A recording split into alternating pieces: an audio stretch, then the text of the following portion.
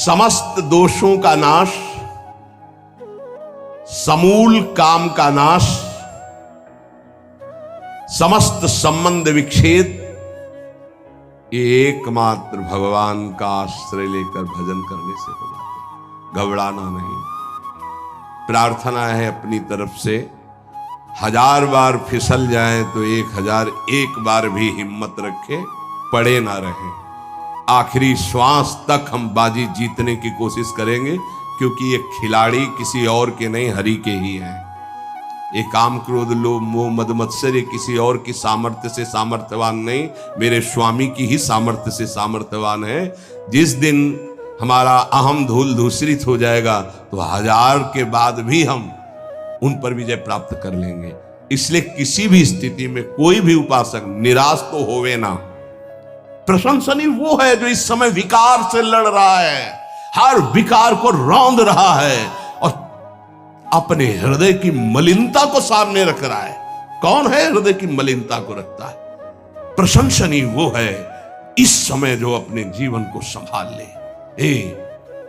भगवान की असीम कृपा है उन उपासकों पर जो यौवन अवस्था को पवित्र करके चला रहे हैं। सातरति सातरति सा लोकांतारति, आप प्रभु के लिए इतनी जलन सह रहे ना, वो बहुत कृपाल है, वो देख रहे, एक एक सेकंड का हिसाब होगा। आप लोग ऐसा ना समझे कि आप जो कष्ट सह रहे हैं, आप जो जल रहे हैं, आप जो बेगों को सह रहे हैं, तो इसका कोई परिणाम नहीं। भगवान बिक जाएंगे, ध्यान रखना। वो देख रहे हैं, उनके लिए तुम सह रहे हो, उनके लिए सह रहे हो। इसलिए हमारी प्रार्थना मानना, कभी भी किसी भी स्थिति में उदास निराश और कदम पीछे मत हटाना। आखिरी श्वास तक योद्धा दुश्मन को परास्त करके विजय श्री की आशा रखता है। और हमारी आशा इसलिए पूरी होगी कि हमारे साथ प्रियालाल है। 1000 बार परास्त होने पर भी हमारा वो उदासीपन नहीं आना चाहिए, निराश नहीं होना चाहिए। चूक गए, इस बार भी चूक गए, आगे बढ़ेंगे, रौंदेंगे हम हरि नाम के बल से। निराशा नहीं आनी चाहिए अंतिम श्वास तक, क्योंकि युद्ध किसी साधारण से नहीं हो रहा। भगवान की शक्ति से संपन्न ये षड विकार हैं, कोई छोटे मोटे भगवान के पुत्र बने जाकर कृष्णावतार में। प्रद्युम्न कौन है? कामावतार, साक्षात काम प्रद्युम्न के रूप में अवतरित हो, भगवान के पुत्र रूप में। ये भगवत शक्तियों से संपन्न है। शरणागति में जहां कच्चाई होती तो ये वीर योद्धा घेरते हैं आसपास, तो हमारा मन भागता है प्रभु की शरण। त्राहिमाम, तो कहते आओ, हम ही ने तो लगाया है इनको, नहीं हम ना लगाते तो तुम अहंकार से फैल जाते। आओ, सच्ची कह रहे हैं, काम क्रोध लोभ हमारे बड़े सहायक हुए। जब जब ये तीर कमान संधान किए तो भाग पड़े अपने लोग, हरिश शरणम, क्योंकि दूसरा रास्ता ही नहीं है। तो प्रणाम है इनको कि इन्होंने भगवान की शरणागति पुष्ट की, इन्होंने भगवान का आश्रय दिलाया। अगर ये जलाते नहीं तो इधर आना ही नहीं होता। किसी भी स्थिति में मेरे भक्त का नाश नहीं होता। उपासक कामना के वशीभूत होने के कारण इस प्रेम का परिचय नहीं प्राप्त कर पाता। ना चाहते हुए भी ये काम पापाचरण करा ही देता है। अर्जुन ने प्रश्न किया था, ये कौन है जो ना चाहने पर भी बलात् जबरदस्ती पाप करा देता है? तो भगवान ने कहा, वो काम है, वो क्रोध है। ये रजोगुण से प्रकट होता है, राग से, और ये महापापी है, अर्थात महापाप कराने वाला है।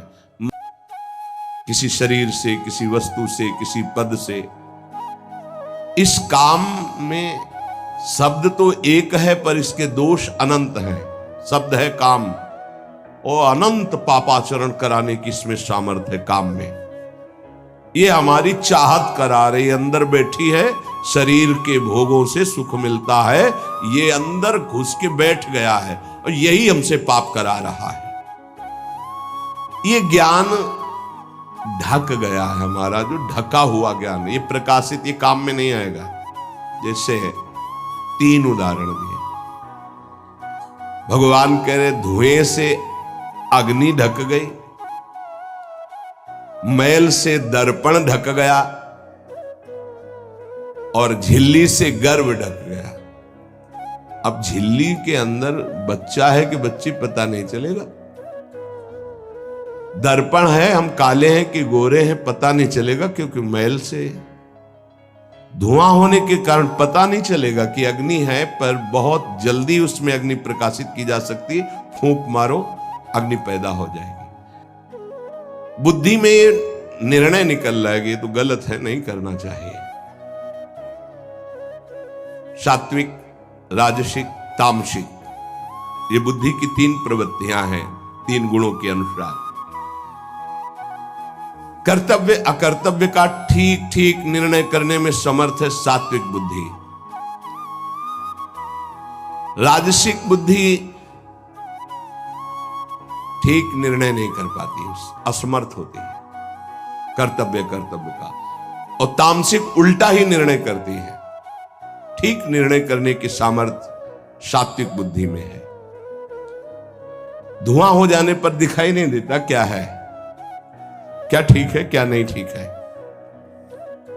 पर फूंक मारो तो आग उठी, धुआं खत्म हुआ। ये ज्ञान हो रहा है, बीच बीच में जलन हो रही कि भोगूं कि ना भोगूं, अच्छा है कि नहीं अच्छा है, कहीं पाप तो नहीं हो जाएगा, कहीं गलती तो नहीं हो जाएगी, पर वो धुआं है, नहीं भोग लेते हैं, अवसर मिला है, समय मिला है, भोग ले। ये उस समय उसको चाहिए, तत्काल कोई सहयोगी चाहिए विवेक का। इतना महत्व बढ़ गया कि निर्णय करने की क्षमता खत्म हो रही है कि मैं एक साधक हूं, मैं उपासक हूं, पापाचरण नहीं करना चाहिए। ये किसी का भी हो सकता है। तीसरी में तो हटा ही नहीं जा सकता।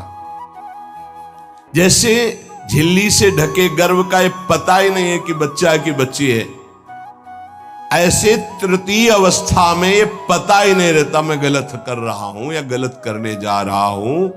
विवेक ही काम नहीं करता, वो उसे सुख और अपना जीवन मान लेता है। अगर उस कामना में बाधा पड़ी तो तमोगुण की वृत्ति बढ़ जाती है और क्रोध पैदा हो जाता है।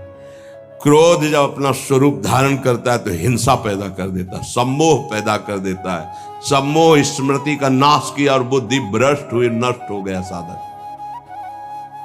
ये सर्वनाश करने वाला काम। अपना रजिस्टर कभी पढ़ के देखो। अपने रजिस्टर को तो देखोगे नहीं कि अपने जीवन के रजिस्टर में हमने क्या क्या आचरण किए हैं। ये सबको देखना चाहिए।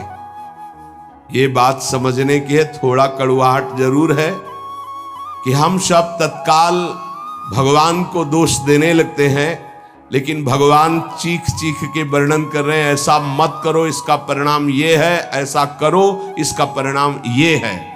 तो जो कह रहे हैं करो वो तो हम कर नहीं रहे, जो कह रहे हैं नहीं करो वो हम कर रहे हैं। तो उसका जब परिणाम आता है तो हम भगवान को कोसते हैं। काम चल रहा है तो विवेक ठीक है, वो बचा लेगा आपको।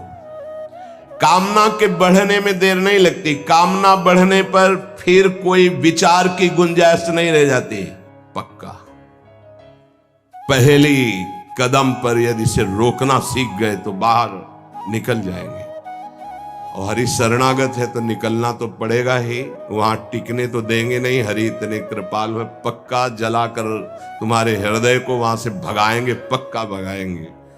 नहीं नहीं आज से अब नहीं, ऐसी गलती नहीं करूंगा, ऐसी गलती नहीं करूंगा, हे प्रभु क्षमा कर दो, चलो। और जहां फिर क्षमा हुआ तो फिर वो जब हृदय में उमगन आई तो फिर उधर ही की तरफ भागता है। फिर वो ऐसी दीवाल बनवाते हैं, चुनवाते हैं आसपास कि रास्ता बचेगा तो एक ही, हरि शरणम, दूसरा रास्ता नहीं। इसीलिए भगवान का आश्रय लेकर भक्ति करने वाला उपासक बहुत जल्दी विजय प्राप्त कर पाता है इन विकारों पर, अन्यथा मार के गिरा देते। बहुत बड़े विजयी योद्धा हैं काम, क्रोध, लोभ, मोह, मद, मत्सर। हरि बचावे।